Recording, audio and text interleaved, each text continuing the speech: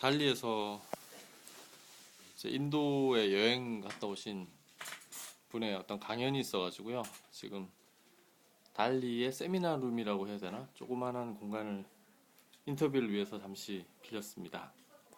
오늘 만나뵐 분은 바로 민욱 아빠님이시고요. 발리에서 민욱 아빠님을 또 보게 되네요. 네, 반갑습니다. 강연 때마다 이제 민욱 아빠님 자주 뵙는데 예, 일단 좀 달리 이야기부터 좀 편하게 이야기를 좀 할까요? 예, 어떻게 보면 그 이제 달리 강연이나 또 뭐 여러 가지 행사 있고 하실 때 자주 오시는데 예. 또 블로깅도 또 많이 하시더라고요.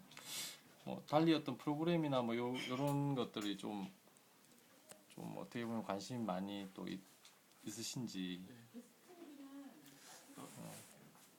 달리는 제 오지랖 중에 하나인데 예. 한 부분인데 이제 달리에 사실 집중하지 못하는 거죠.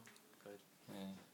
원칙을 정하기를 한 달에 한두 번 정도는 달리 초청 강연을 꼭 참석을 해서 같이 하자라는 나름의 원칙을 세워서 오는 겁니다. 예. 달리 도서관이라는 그 의미에 대해서 작년 그 1주년 파티 때 말했듯이 아기자기한 혁명이라는 어떤 의미를 가지고 있기 때문에 이 공간을 좀 좋아하기도 하고요.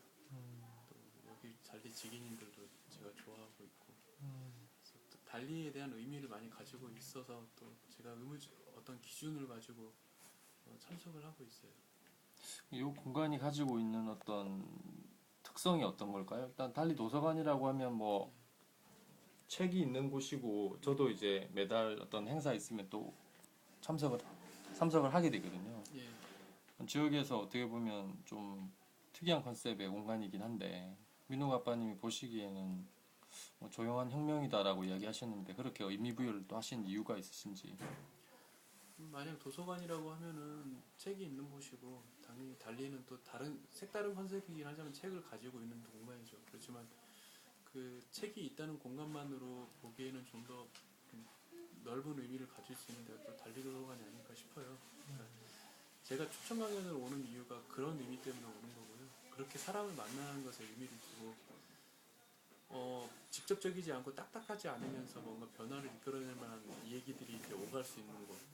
그래서 저는 이제 혁명이라는 단어를 표현을 하는 거거든요.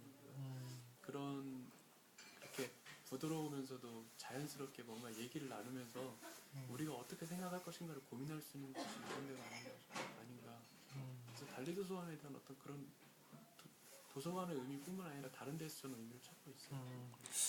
그래서 제가 어떻게 보면 민욱 아빠님을 이렇게 인터뷰를 하러 온 것 같아요. 그러니까 제주와 관련된 사실 블로그들은 좀 다루는 어떤 내용들이 있잖아요. 예, 예를 들면 이제 뭐 맛집이나 예, 또 관광이나 뭐 생활적인 측면은 사실 많지가 않은 것 같은데요.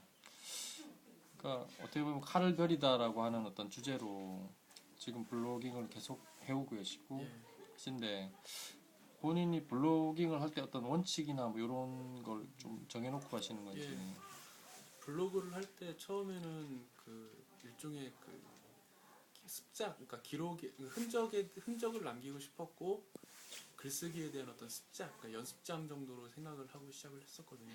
근데 그게 이제 약 3, 4년 전부터 이제 그렇게 했었고 제주에 내려오기 직전까지 저는 이제 제주에 내려온다는 걸 제가 지금까지 키웠던 제 나름의 포텐셜을 좀 폭발시키는 어떤 계기를 만들려고 온 건 아니었을까라는 생각이 들 정도 있었어요. 그래서 제주에 내려오기 직전에 블로그 이름도 이제 칼을 벼리다라는 이름으로 바꿨는데 그런 게 하고 싶었거든요. 일단은 생활에 대한 흔적, 기록을 남기고 제 글쓰기를 하지만 이제 제가 글에서 어떤 글을 쓸 것인가 그리고 흔적으로서 뭘 남길 것인가를 고민했을 때 쓰고 싶은 글, 그다음에 그 남기고 싶은 것들 그리고 나중에 이제 제주 와서 뒤늦게 이제 시작한 거죠. 맛집 게임 같은 경우도 나름의 어떤 그 생각 때문에 이제 좀 시작을 하고 있었던 거고요. 어쨌든 제주에 내려오면서 블로그에 대한 특징을 남기려고 노력을 많이 했는데 그 큰 틀은 벗어나지 않았어요. 그러니까 삶에 대한 흔적, 그다음에 글쓰기 그 음.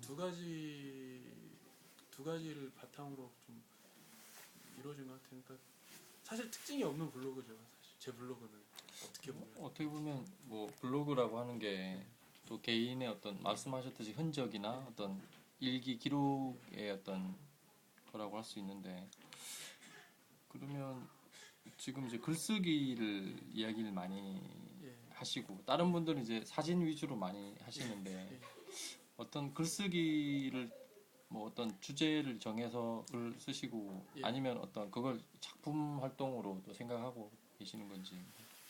주제는 크게 두 가지인데요. 네. 하나는 서평, 그러니까 제가 책을 읽고 난 후에 독후감을 쓰는 거고 나름의 독후감을 쓰는 거고, 두 번째는 그 제가 이제 직업상 의사이기 때문에 진료실에서 이제 환자를 보면서 느꼈던 것들을 어떤 제 생각을 바탕으로 이제 풀어 나가는 얘기를 쓰는 거거든요. 그래서 그걸 작품으로 만들 것인가는 사실 생각하고 있지 않은 거지.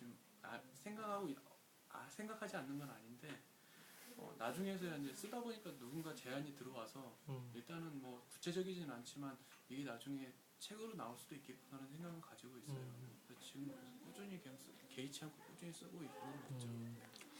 그게 어떻게 보면 이주를 하시는 분들은 대부분 이제 그런 꿈이 있는 것 같아요. 그러니까 블로그 농부로 귀농하신 분들도 이제 블로그나 이제 외부와의 어떤 소통하는 창구의 역할로 많이 또 쓰시고 하시는데, 아까 말씀하셨듯이 뭐 개인적으로 좀 내재하고 있는 자기 안에 있는 어떤 자기를 끌어낼 수 있는 어떤 수단으로서 또 미로 아빠님이 그렇게 또 생각하고 계시는 게 아닌가라는 생각이 좀 들고요. 제주 이주를 해보시니까 좀 어떠세요? 실제. 저한테는 이 제주라는 공간이 생각지 않게 너무나 제게 좋은 여건이에요. 그러니까 제 가족한테도 그렇고. 사실 저는 원래 서울에, 그러니까 남해에서 군 생활 3년을 하고 서울 올라가서 6년을 살다 내려온 건데, 사실 서울에 올라간 것도 트레이닝을, 그러니까 수련을 위해서 올라간 거지 올라가고 싶어서 올라간 게 아니었거든요. 그래서 저는 그러니까 서울에 들어가는 순간 나는 언제 서울을 벗어날 수 있을까라는 생각을 가지고 있다가 기회가 됐을 때 지방 어디에든 내려가서 지방에 정착하자는 생각을 가지고 있었고요.